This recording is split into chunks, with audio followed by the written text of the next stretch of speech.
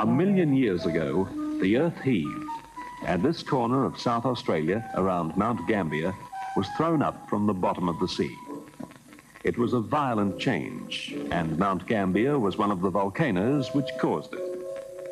Now the famous Blue Lake, up to 600 feet deep, fills just part of its enormous crater. When the volcanoes died and the sea retreated, rainwater began to penetrate the cracks and seams of what had once been the floor of the ocean, slowly dissolving it and creating a subterranean wonder, the limestone caves of South Australia. Coralline limestone is formed on the ocean bed by the corpses of millions of tiny sea creatures. Untold years later, their fossils remain. No one knows how many caves remain hidden and unsuspected in the huge limestone shelf on which the Mt Gambier district is built. But at this spot, between these two roads, an entire bullock team once broke through the ground and was never seen again. It was to these forbidding but beautiful caves in the southeast corner of South Australia that Ron Taylor team to dive where few divers had ever been before, and to explore the strange glory of a hidden world.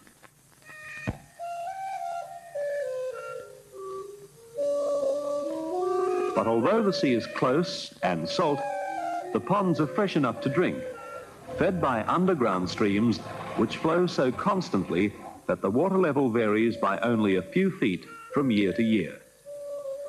The water in all the holes and caves is icy cold no matter what the season, and the team wear heavy protective wetsuits. Ron Taylor prepares his camera. Ron is one of the most experienced divers anywhere in the world. In fact, he won the World Spearfishing Championship in 1965. But even Ron has never made dives like the ones he'll make on this expedition.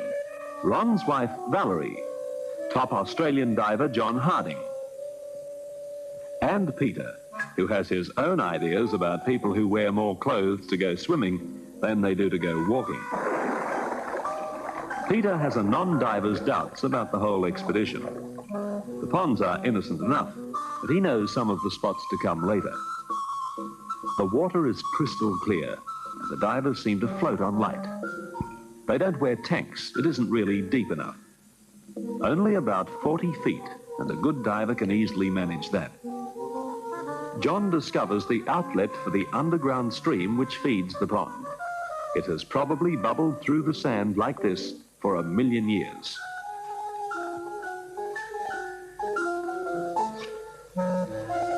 The ponds are clear, with none of the life to be found in saltwater diving, but they are not lifeless.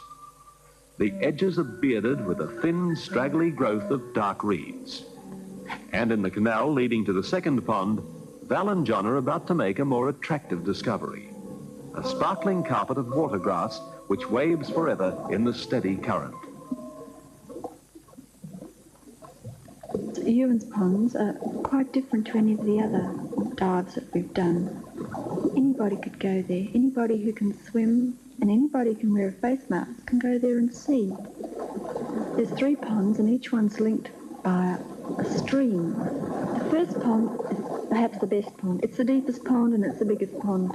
As you swim around it, you see on the bottom a heap of sand, and there's a small opening, a small aperture, and out of this aperture is coming water. Not very fast, gentle flow. It looked strange, it didn't look right. And I went down and I put my arm into it. That was the most peculiar feeling. My arm just went straight through it. I could have disappeared into it, I could have swum into it, but I wasn't game. I just put my arm into it, that was enough. And then I swam away. John and I were swimming together at this stage, and we got up into the last stream, and it was faster than all the others. It was the fastest of the lot. And you can't help yourself. You just suddenly, you're caught in it. And you can't swim against it. You just go rushing madly through. The growths are strange and beautiful. Not water plants, they're land plants. Buttercups, daisies, under the water. To Val and John, used to the different world that lives in the sea, the ponds are fascinating. New water is always a challenge to divers, and Peter begins to wonder if they'll ever come out. In every corner, something new. Everywhere you look, there's something new. And suddenly the underwater terrain changes and it becomes more barren, more stony, and faster. You couldn't stop if you wanted to. You're tearing along. It's the strangest feeling. You start off in thick bush, surrounded by lush water grass inland, and when you finish this particular swim, you're on the beach. And anybody could do this. Anybody who could use a snorkel and face mask could do this.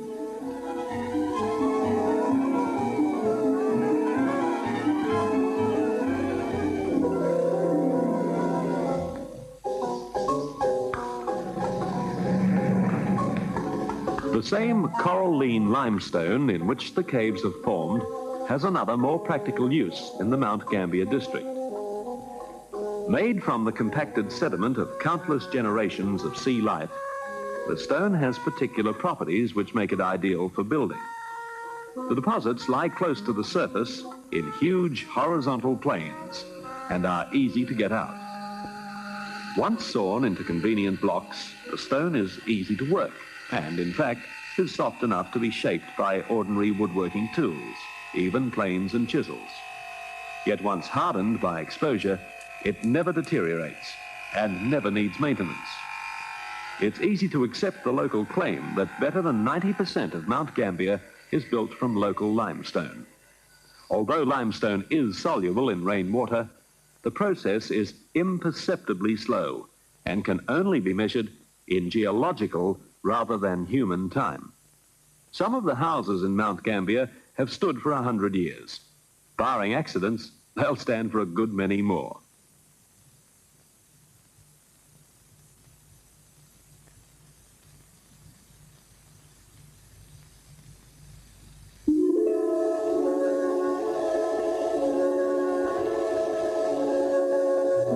Southeast of Mt Gambier, deep in the rich radiata pine forest.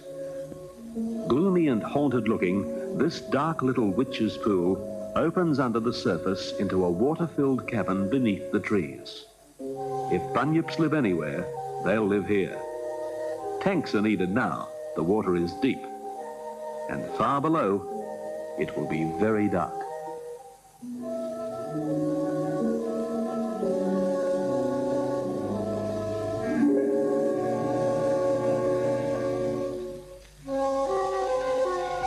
South Australian diver Rodney Fox joins the team, starts the generator which supplies power for the sealed beam lights.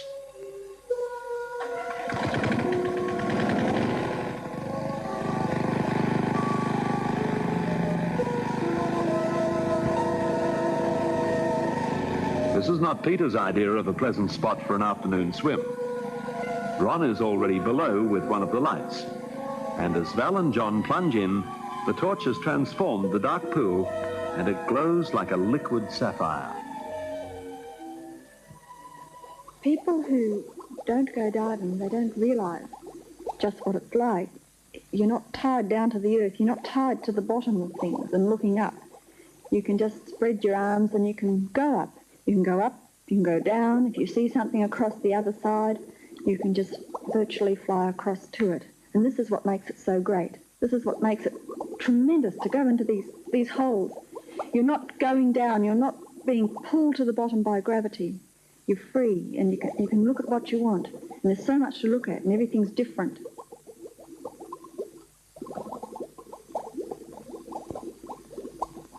On the bottom, in the cathedral quiet, 180 feet below the surface, a rare discovery.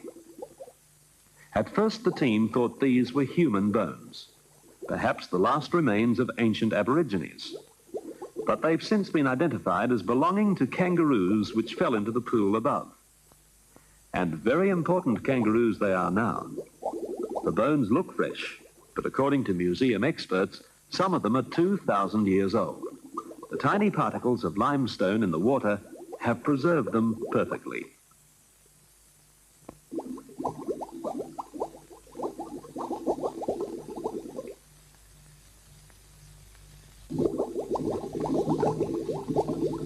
The skull of a saber-toothed kangaroo, long extinct.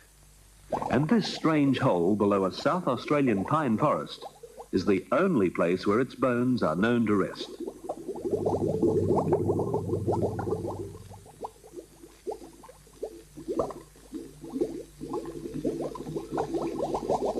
I make sure I keep my eye on that bit of light. If I lose it for a second, I'm in a panic. I'm looking for it.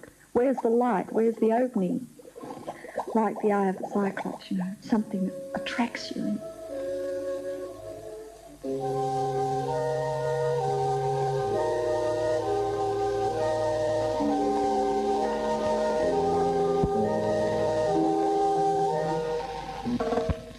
How does ordinary rainwater dissolve limestone to form a cave? Chemically, limestone is calcium carbonate, and that's soluble in carbonic acid no matter how weak.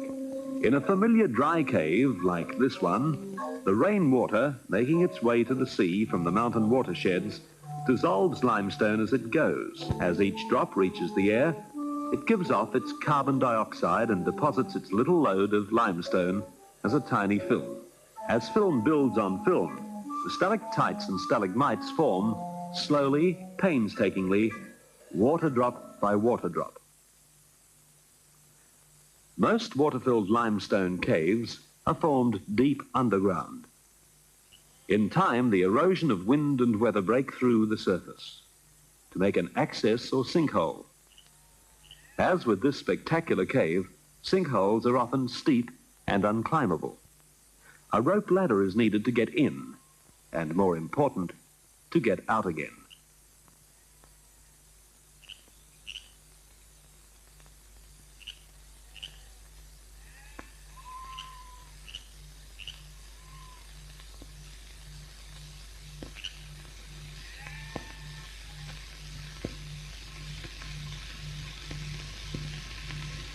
There are two connecting holes in this otherwise innocent-looking paddock, and the divers decide to use the smaller one to reach the water 20 feet below.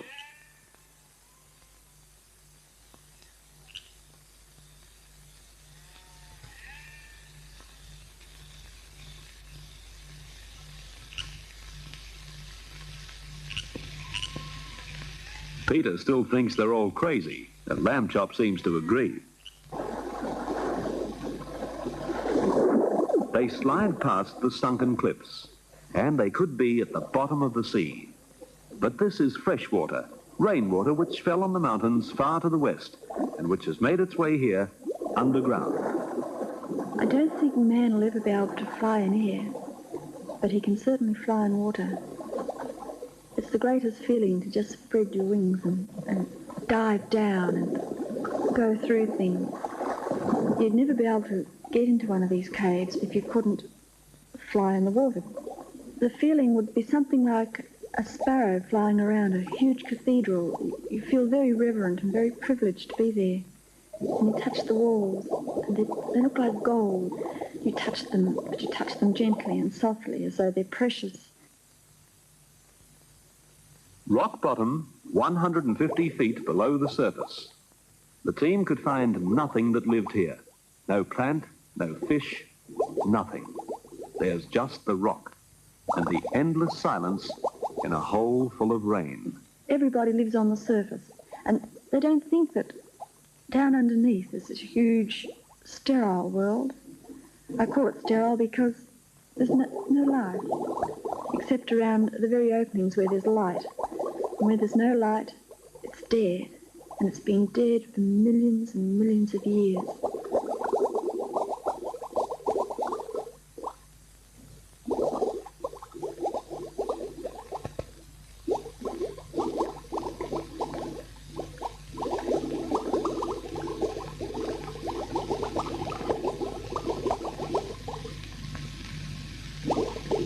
At this depth and pressure, the air in the tanks will last for not much more than 5 minutes.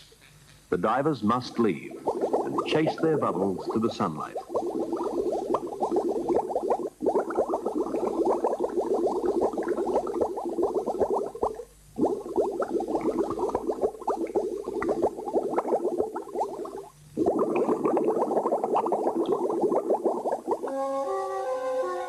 In another private paddock, Ron Taylor's team reaches the site of what must be one of the most bizarre and frightening diving locations in the world. This hole was found by a horse when its hoof broke through the surface.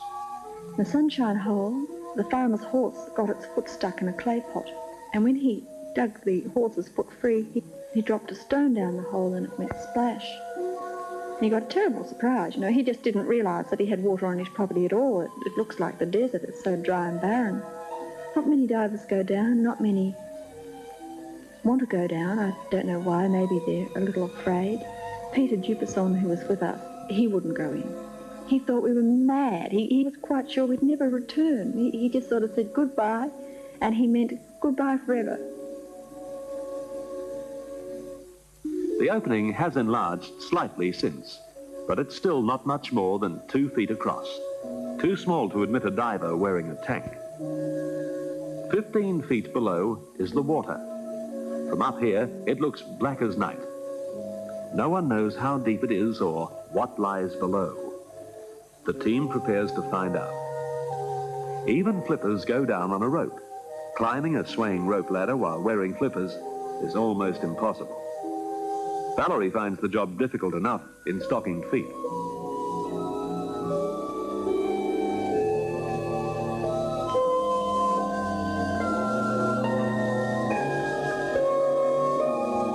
That water is cold, really cold, and Val feels it bite right through her heavy wetsuit. The air's like ice, and your breath fogs as though you're on a snow paddock, and you move down through this bitter cold, and it's dead and silent, and you hit the water, and it's freezing, and you know you shouldn't be there, nobody else has been there, and yet you still go on. At this time of day, that narrow opening in the roof lets in a shaft of natural light, and Val and John swim down a finger of sun.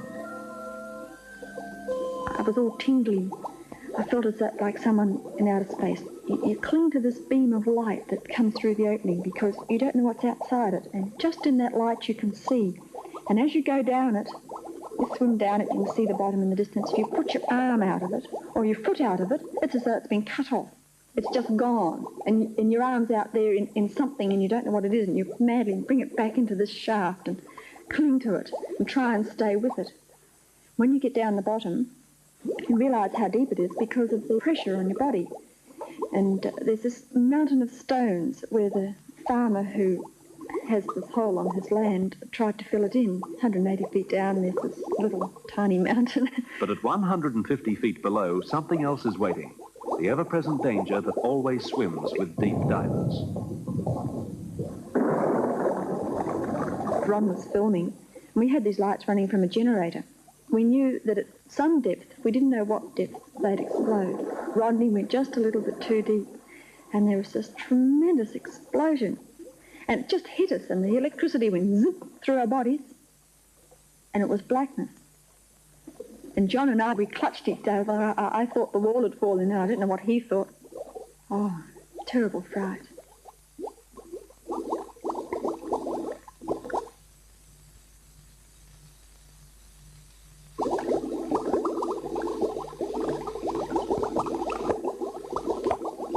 There are no man-eating sharks in South Australia's underground caves, but the crushed lamp testifies that other dangers are just as real.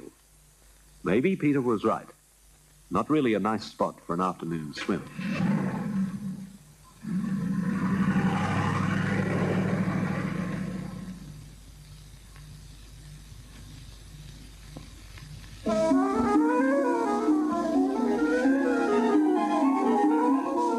This looks more like it. Piccaninnie Ponds, tucked right into the southeast corner of South Australia and just a stone's throw from the Victorian border. It's a beautiful place, but Peter still isn't keen on getting wet, even here. If nobody minds too much, he'll just stay in the boat.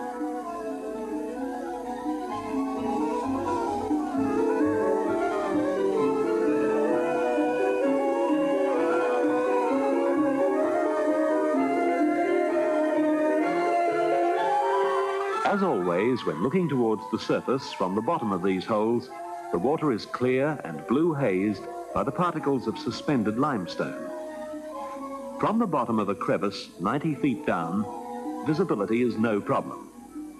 But it will be black dark in the caves which open off the crevice, and light will be needed again. After the scare with the lamp, Ron decides to experiment with powerful underwater flares. They can't collapse no matter what the pressure.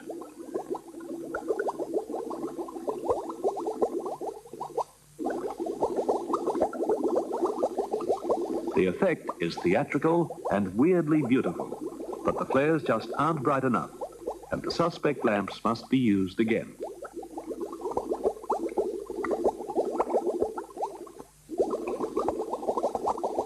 Val and John inspect the pool of air formed by the rising bubbles and trapped forever against the roof of the cave.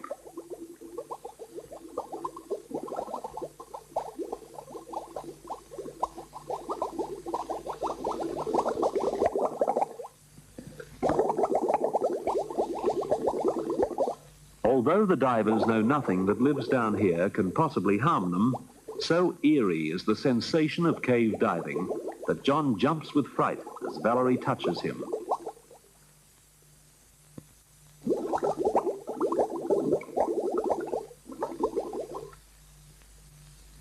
Although there is other life in the gloomy caves of Piccaninnie Ponds, it's hardly dangerous.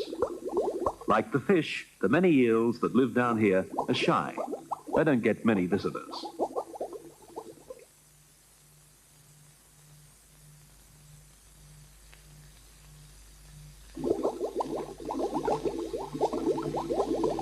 The limestone caves of South Australia are an experience only a diver can know. The quiet and the cold of time itself in the subterranean deeps that began to form so long ago when the splendid discontent of God with chaos made the world. I dive because you never know what's going to happen.